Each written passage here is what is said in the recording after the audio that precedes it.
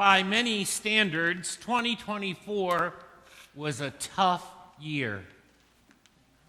The year was difficult economically, as all of us felt. The year was difficult philanthropically, with granting agencies ceasing giving out grants or dramatically reducing them. The nation continues to be divided. The world has seen war instead of peace breaking out all over. It was really a tough year. And despite that tough year, one of the things that I saw here at St. Luke's was joyful people, powerful worship, meaningful service. You could almost forget how bad the year was gathering for worship on Sundays and at other events. I want to suggest to you that that is significant, not just for our spirit, but that it is significant because of things that our scriptures say. In particular, I believe Psalm 19 explains that dynamic, explains us. Look in your bulletin at Psalm 19. It's on page 7 is where it starts.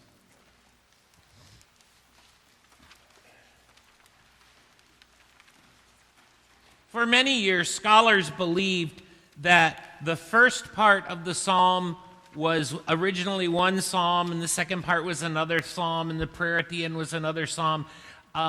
Thankfully, I and other scholars are rejecting that view now, because each piece flows perfectly into the other.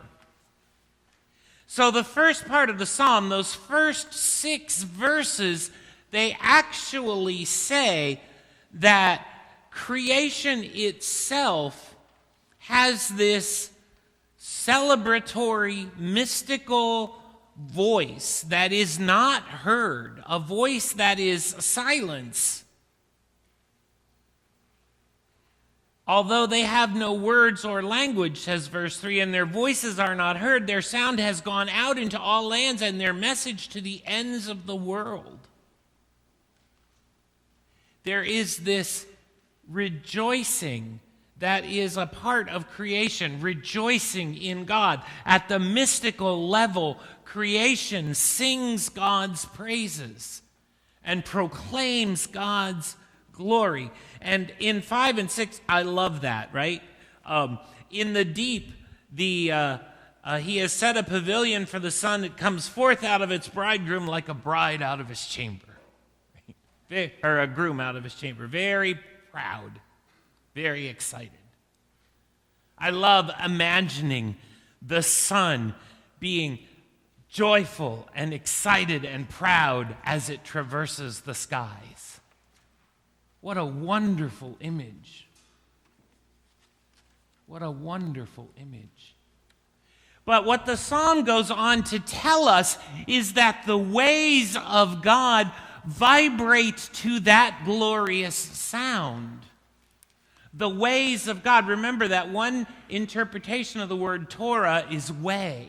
The Torah of God, the law of God, the Torah of God, the way of God vibrates with that mystical sound of the whole universe.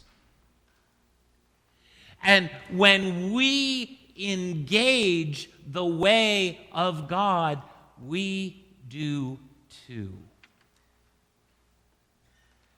So do you want to know how it is that a community can be joyful in such a difficult year? It says it right there in the psalm on page 8. It says it plainly. The law of the Lord is perfect and revives the soul. The ways of God revive the soul. Our souls are revived by our powerful worship, by our fellowship, by our expressions of the love of God to those in need in our community. The law of the Lord is perfect and revives the soul. And that's how we have been a joyful community in a difficult year, because our souls are revived by the ways of God. The testimony of the Lord is sure and gives wisdom to the innocent. The statutes of the Lord are just and rejoice the heart. The ways of God rejoice the heart. We know that.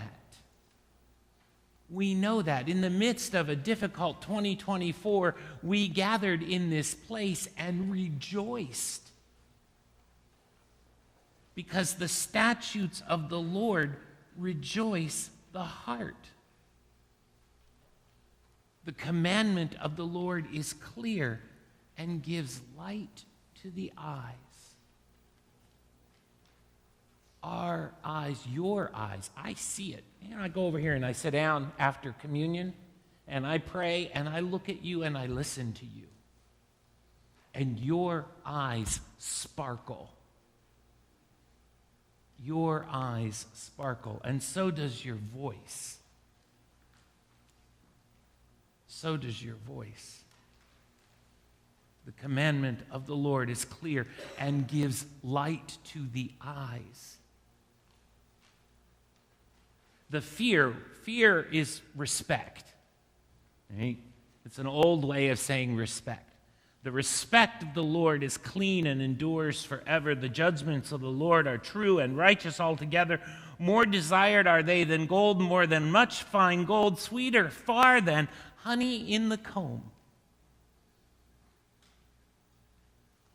The psalm is saying that we who engage in the ways of God connect, we vibrate too with the sound of that silent voice at the mystical level of creation that is always singing God's praises, that we tap into a source that is beyond the exigencies of the world, of the year, of our day.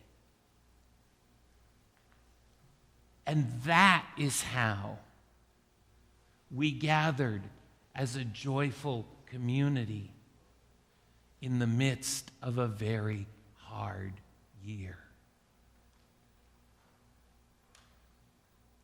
We are enlightened in keeping the ways of God. There is great reward. One of the great rewards of following the ways of God is having that source of joy that is so deep and so profound that it transcends everything that's happening.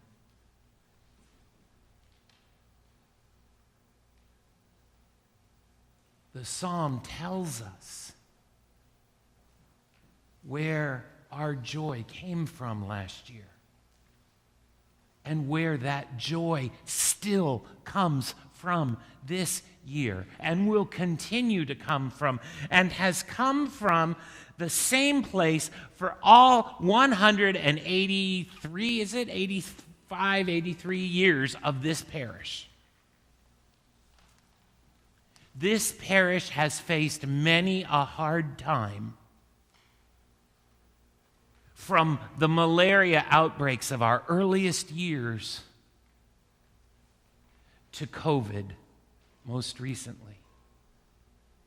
This parish has lived through many a hard time, and this parish has not lost its joy, because the source of our joy is not in the exigencies of our circumstances, but the source of our joy, the source of our power, our resolve, our ability to move through hard times comes from something much deeper than that, at the mystical level of the whole universe, where everything vibrates with the praise and love of God. And the way that we put our spirituality in action puts us in line with that level of reality.